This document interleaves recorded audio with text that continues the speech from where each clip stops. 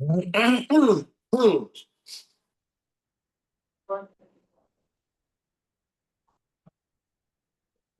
días a todos. El día de hoy vamos a hablar un poco sobre la actualización en la versión cefálica externa, que es una alternativa al parto por cesárea.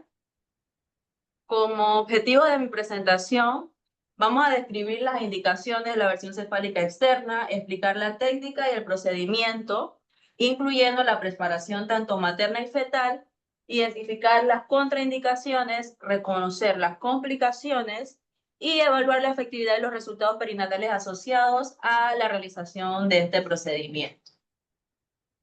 Bueno, la presentación fetal anómala es actualmente la tercera indicación de cesárea más común, que abarca casi un 17% de los casos. Una cuarta parte de los fetos van a presentar esta presentación pélvica a las 28 semanas de gestación y a medida que va avanzando el embarazo va a disminuir el porcentaje de 3 a 4% la presentación pélvica.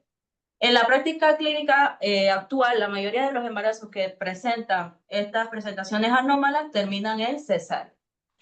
Pero entonces existe esta alternativa para poder acomodar la mala presentación fetal, que es la versión cefálica externa. Primero es importante recordar por qué se dan estas presentaciones anómalas.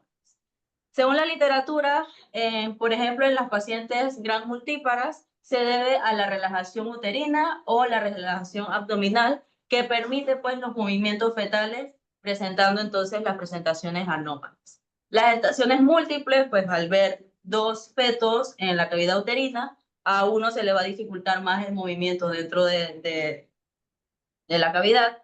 La presencia de líquido amniótico, que haya mucho líquido como el polidramios, aumenta la probabilidad de las presentaciones anómalas y en el caso del oligohidramios, pues el feto va a tener menos capacidad de poder moverse dentro de la cavidad.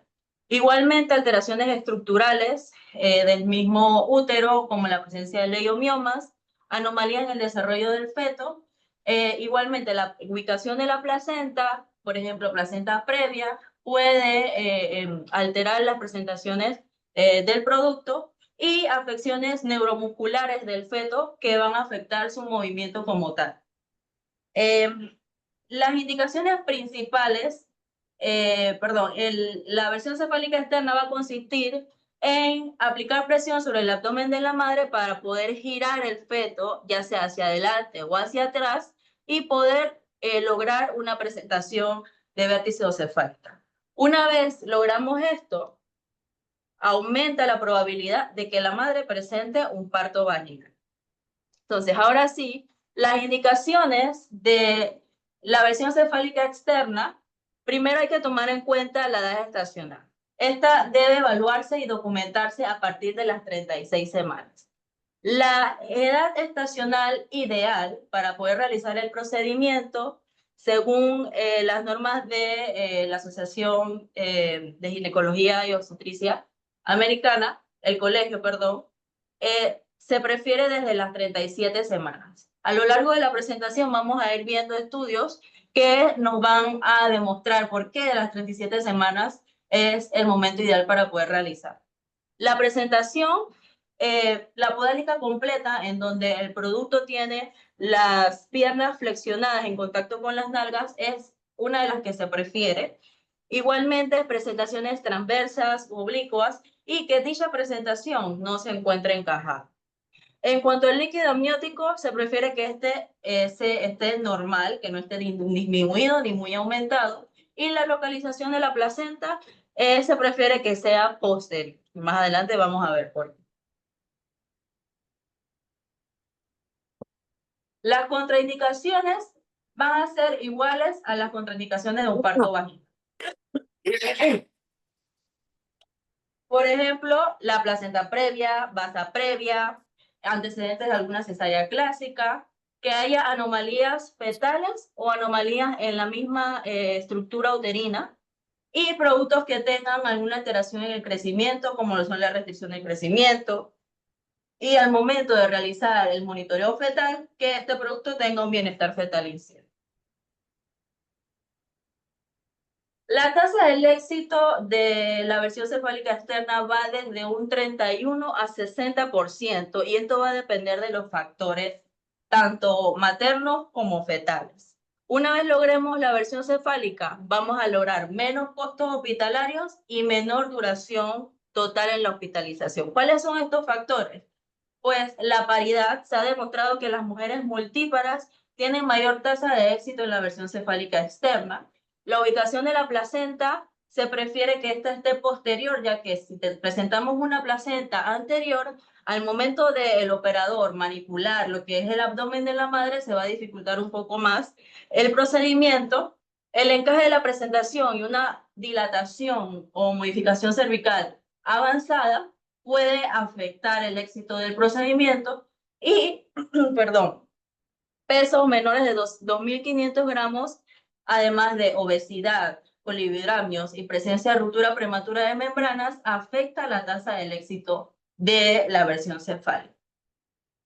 En este cuadro podemos ver factores que van a aumentar el éxito y factores que van a disminuir el éxito de la versión cefálica.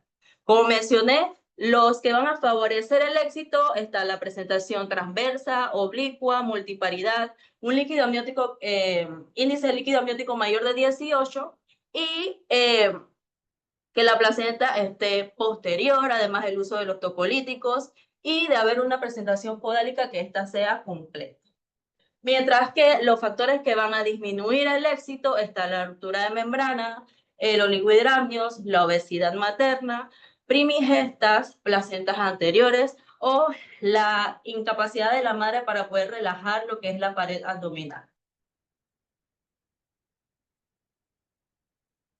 Esta gráfica, publicada en una revista europea, es una revisión de unos 215 artículos en donde retiraron todos los factores que pueden favorecer o pueden disminuir la tasa del éxito de la versión cefálica.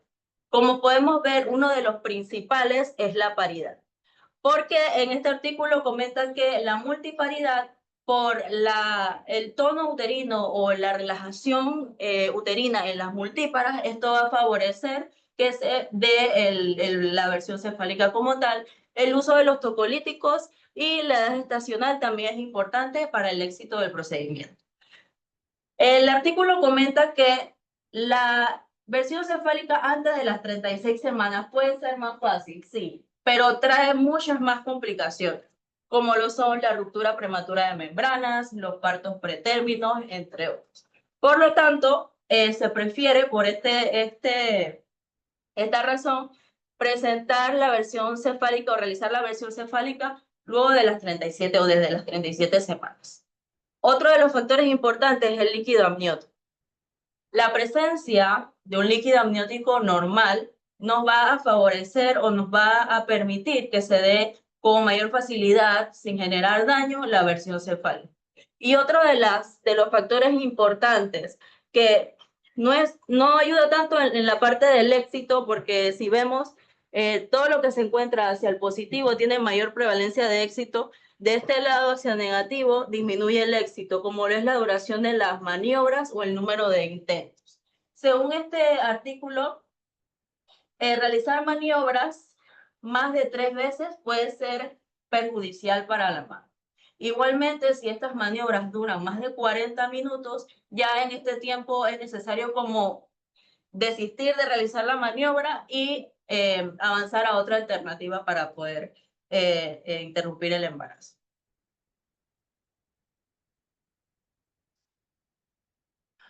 Entonces, hablemos un poco de los tocolíticos. Los tocolíticos los utilizamos principalmente para disminuir la actividad miometrial y relajar el músculo uterino. Ya se ha confirmado, según la literatura, que el uso de los tocolíticos, principalmente los beta-2 agonistas como la terbutalina, la ritodrina, favorecen el éxito de la versión cefálica.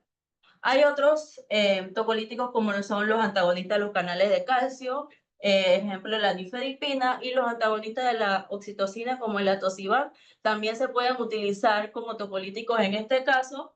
Sin embargo, se prefiere como una segunda o tercera opción.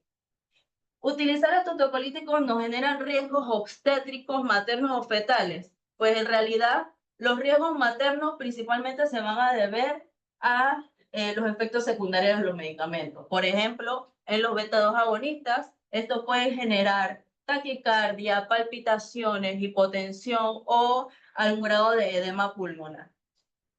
Igualmente, el uso de nifedipina puede causar efectos cardiovasculares, pero estos no son tan relevantes comparados a otros tipos de tocolíticos.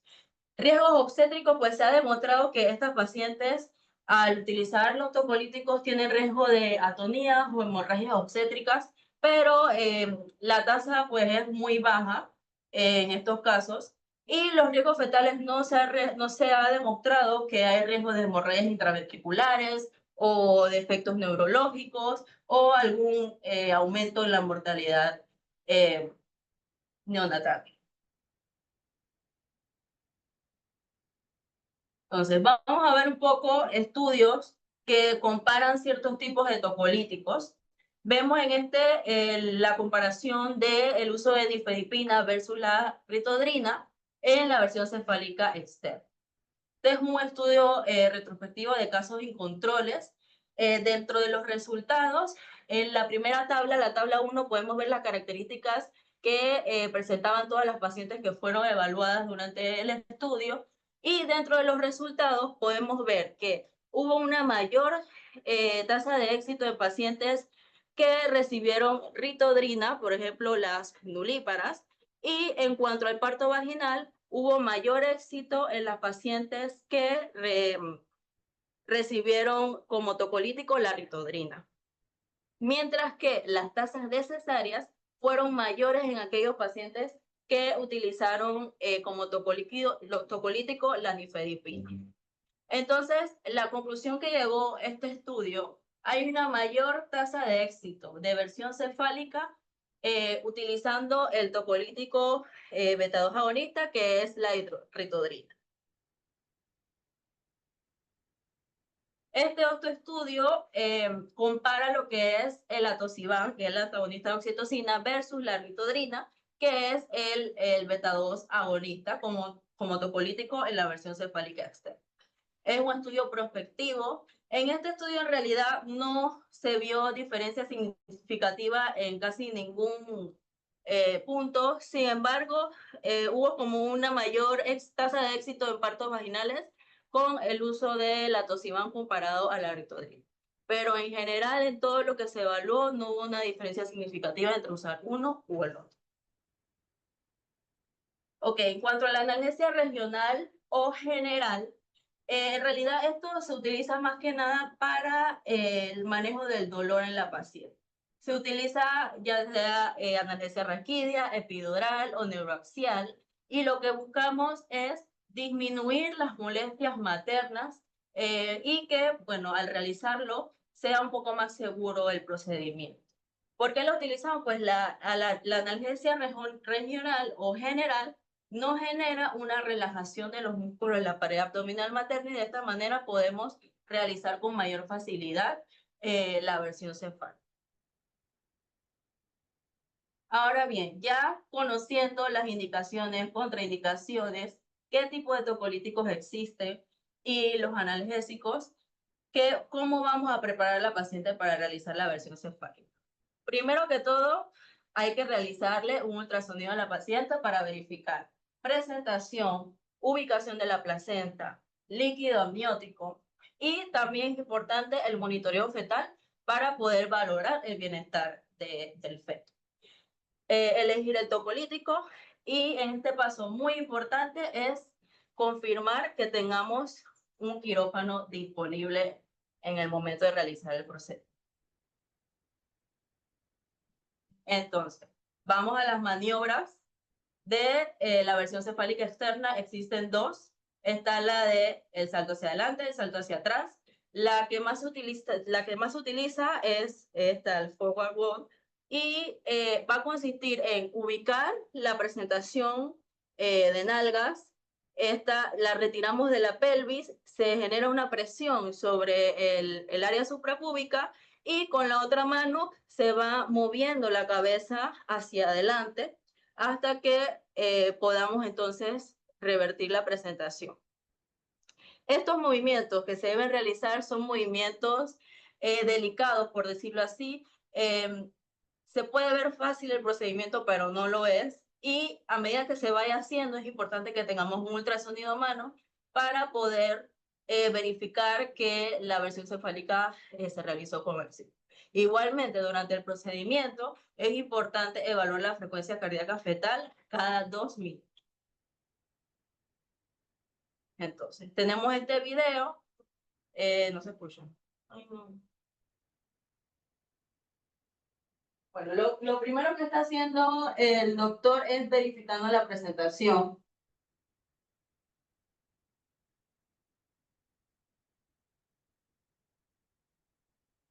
Aquí vemos que está cefálico, está verificando lo que es el líquido, la presentación de la placenta. Y una vez esto, el doctor procede a hacer el procedimiento.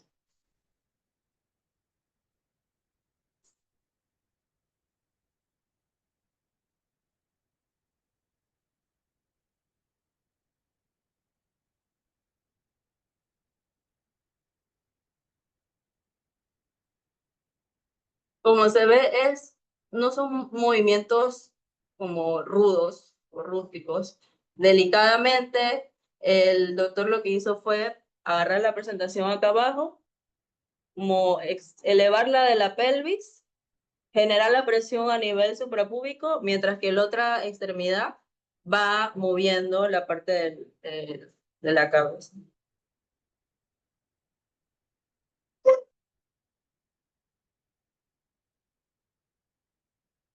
Y aquí, bueno, él le pide a la mamá que le vaya ayudando con los movimientos. Y al final,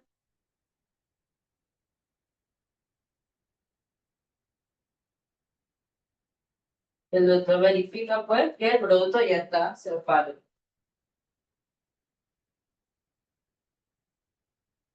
La ECO en realidad no recomienda que realicemos la inducción inmediatamente después de la versión cefálica porque hay riesgo de reversión. Bueno, hablemos un poco sobre las condiciones especiales. Una de ellas es el embarazo gemelar.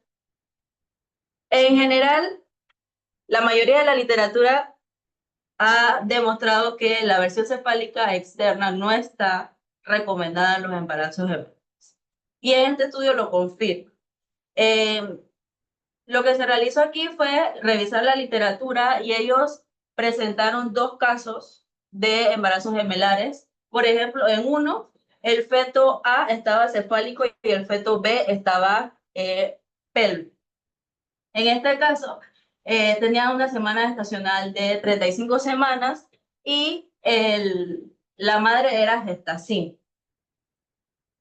Lo que sucedió en este caso es que el feto B, como se presentaba anterior al feto A, al momento de realizar la versión cefálica fue más difícil y demoraron hasta 40 minutos con más de 3 intentos. Algo que dentro de la literatura que ya se revisó ha demostrado que puede ser perjudicial para el producto y para la marca. Por lo tanto, no fue exitoso el desarrollar la versión cefálica en este tipo de embarazo.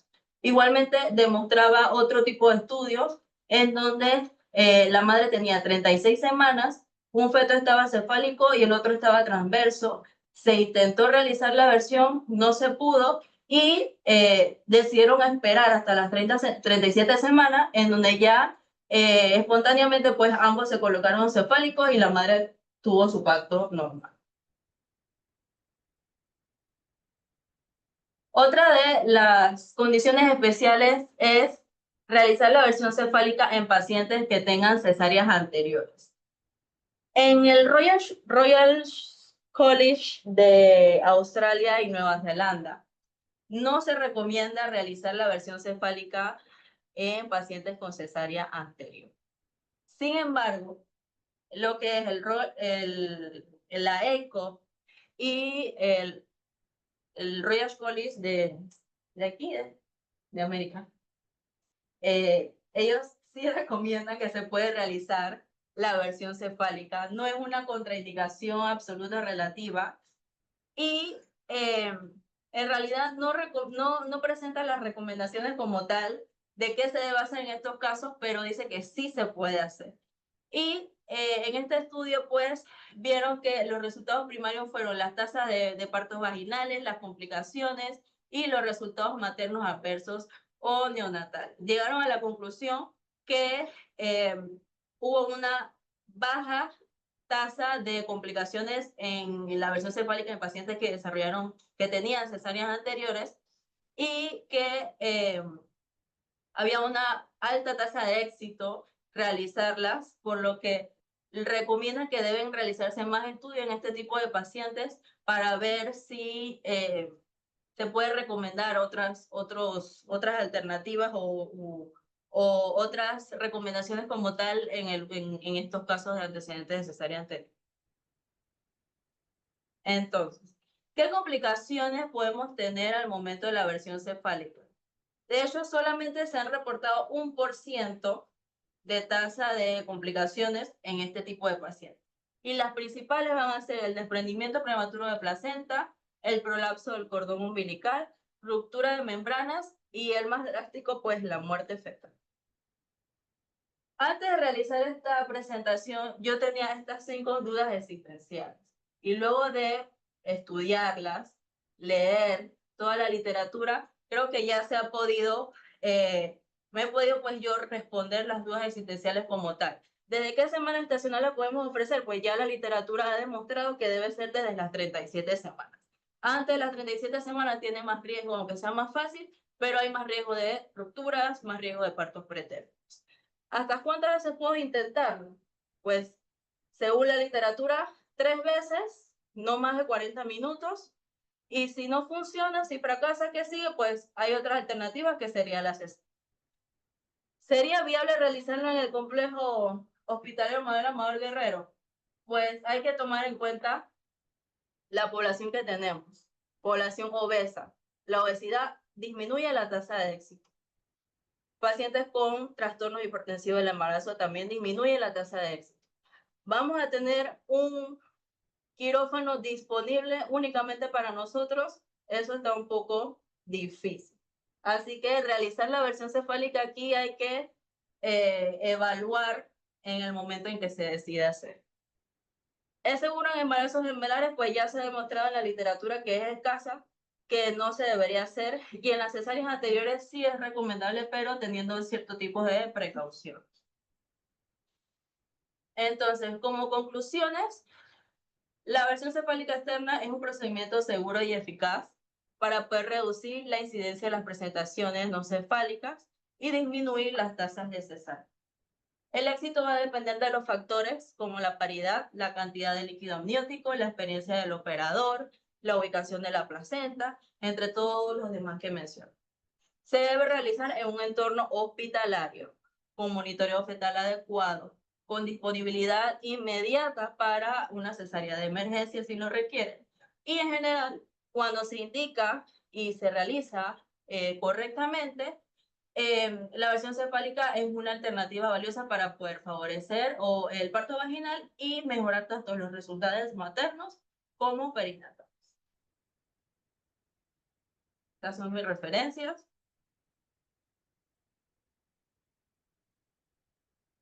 Gracias.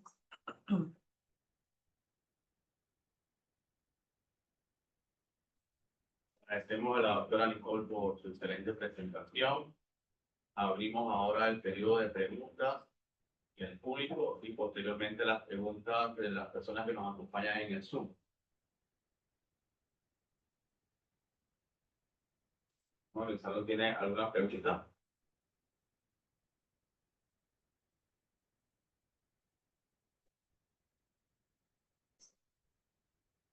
Aparte de realizarlo cada 3 veces, 40 minutos, si tengo 37 semanas y hay fallo en la versión, espero hasta más adelante, 38, 39 semanas, o inmediatamente lo que vamos a para hacer más adelante. Se puede esperar. Se puede esperar, como mencioné en uno de los estudios. Bueno, en ese caso estaba pretérmino y esperaron hasta las 37 semanas porque hay probabilidades, son bajas, de que se dé como la acomodación de la presentación a aceptar. Pero eso se puede esperar. Y todo depende también de la madre. Si ella quiere esperar o quiere que se intente nuevamente en la próxima vez.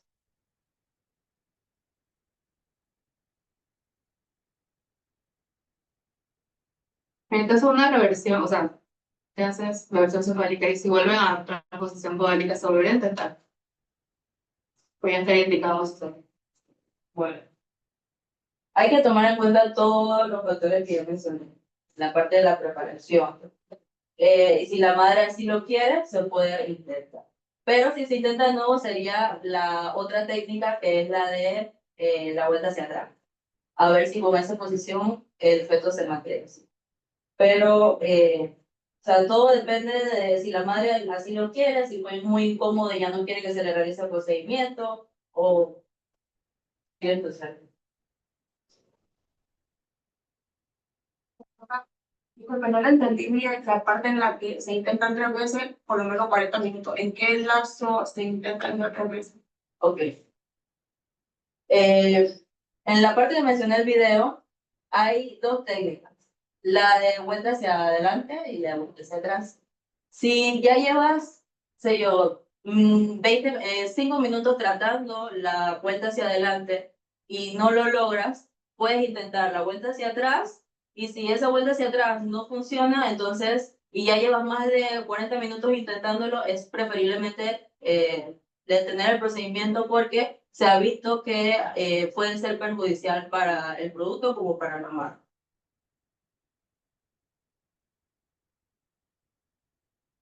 ¿Alguna otra pregunta? Abrimos las preguntas a las personas que nos acompañan en el Zoom. Daré la palabra a la doctora Joari González. Buenos días. Caraballo, mencionaste en una parte que después de la versión fue exitosa, no se recomienda la inducción inmediata de la paciente. Pero en esos casos, entonces, ¿qué se hace? Espero que la paciente se active sola. ¿Cuánto tiempo debo esperar para hacer una inducción? ¿O cuál es la indicación luego de que hice el procedimiento y fue exitoso? Bueno, de lo que encontré, la EICO fue el que mencionó que no se debe realizar inmediatamente la inducción luego del procedimiento. Lo que recomienda es evaluar por lo menos unas 12-24 horas el bienestar fetal, colocarle los monitoreos y demás, y luego revalar nuevamente si se presenta se encuentra aún en presentación cefálica y entonces se realiza la inducción del parto. No había mucha información sobre esa parte después de la versión cefálica, pero eso fue lo que encontré. Ok, y lo otro que quería preguntar es, no escuché que las complicaciones, creo que la que más escuché fue la ruptura prematura de membrana, pero no escuché otras complicaciones, si hay otras complicaciones que se puedan presentar luego del procedimiento y que esa sea, o sea, ¿por qué tengo que tener el quirófano listo? Ok, al final comenté las complicaciones principales eran el desprendimiento prematuro de placenta, es una de las razones por las que debería tener el quirófano listo. También está el prolapso de cordón. Y bueno, ya las demás que usted mencionó, la ruptura y los casos de en cierto porcentaje de las pacientes pueden desarrollar bradicardia fetal, razón por la cual es importante tener el quirófano disponible. Pero de las principales, el desprendimiento prematuro de placenta, el prolapso de cordón y la bradicardia son las razones por las que son las principales complicaciones y la razón por la que debo tener el quirófano listo.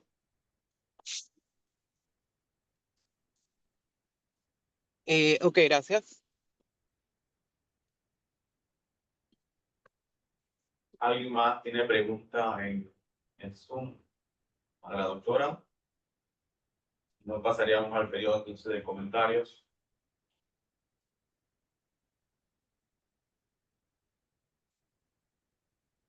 ¿Puedo comentar ya? Sí. Bueno, quiero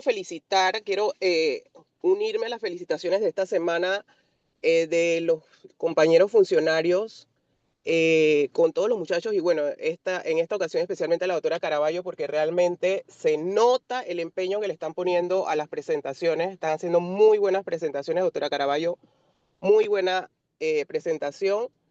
Es un tema bastante interesante y una de las cosas que los invito para las próximas charlas es que nosotros contamos con estadísticas hechas por el departamento, por lo menos en este caso, de cuántas cesáreas por pélvico hacemos en un año, ¿no?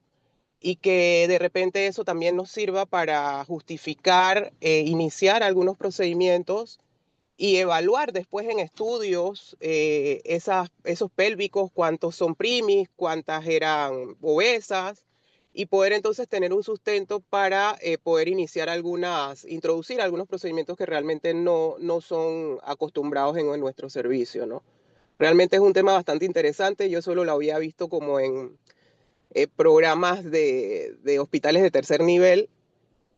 Nunca lo he visto en nuestro medio, pero me parece que sí sería una buena opción para uno de los objetivos que tenemos, que es disminuir la tasa de cesáreas. Gracias, doctora. ¿Alguien más tiene algún comentario? Yo, Adelante, doctora. también me uno a la felicitación de la doctora Yoari. Excelente presentación, Nicole. Me gusta que revisaste muy bien el tema y lo llevaste esto muy bien dado la secuencia y sobre todo nos das recomendaciones de cómo hacerlo. No queda muy claro lo que es, cómo deberíamos hacer una versión cefálica. Y esto también nos deja muy claro las indicaciones y contraindicaciones y el seleccionar a las pacientes. Y ¿cómo es? También muy buena sugerencia también lo de la doctora de también utilizar las estadísticas del hospital y así vemos qué podemos mejorar en nuestros servicios para no solamente quedarnos en docencia, sino mejorar nuestra calidad de atención. Entonces, los exhorto a esa parte de ustedes y bueno, ya que tienen las charlas de antemano, pueden hacerlo si para que sean unas presentaciones más completas. Así que y eso es todo lo que tengo que decir, no tengo ninguna pregunta. Gracias, doctor Barba. ¿Y alguien más tiene algún otro comentario en la sala o en el Zoom? Bueno, doctora Caraballo, agradecemos sinceramente la presentación, excelente presentación. Creo que nos llevamos un gran conocimiento y, bueno, continuar investigando a ver las presentaciones previas cuántas tenemos y intentarlo en algún momento aquí en el hospital. Agradezco al público que nos acompañó y a los que están en el Zoom. Y en particular, parte del buen día.